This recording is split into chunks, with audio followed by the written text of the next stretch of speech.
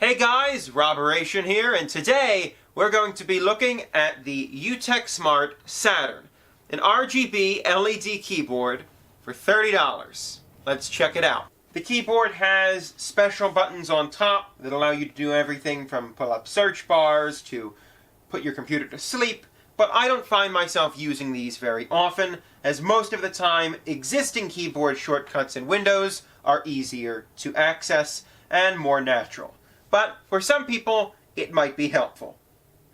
You can dim or turn off the lights entirely using the light up wheel at the top of the keyboard. Turning it all the way counterclockwise will turn off all of the lights on the keyboard except that dial, ironically. When you turn the dial all the way clockwise, you get maximum brightness on the keyboard.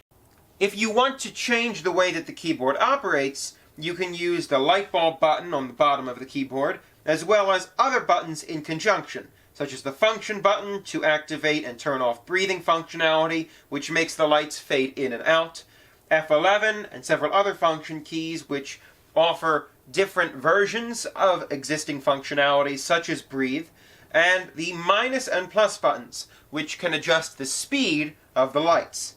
I found the Saturn to be fairly comfortable, and the built-in wrist rest was a nice addition to the keyboard's layout.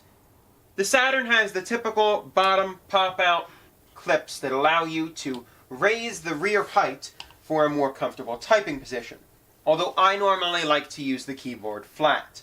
UtechSmart advertises that the Saturn keyboard has 10 waterproof drainage holes to avoid dangerous liquid or water damage. I'm not going to be testing this, however, and I really still would not recommend that you bring liquids near your expensive electronics. Using the built-in guide, you can switch between various lighting setups. I personally like the one color at a time breathing at medium speed profile, which I find to be less distracting than faster versions, while still adding some neat flair. The keys on the keyboard are transparent, but the majority of the light coming through is between the keys. So if you are looking for something that will really light up the individual keys themselves, this keyboard might not do that. One of the downsides to this keyboard against some of its competitors is that it does not save your profile when you shut off your computer. If the keyboard loses power, you have to get back to whatever lighting profile you were using manually. So every time you restart your computer, that means that you will need to go back and set up the lighting setup that you would like to have.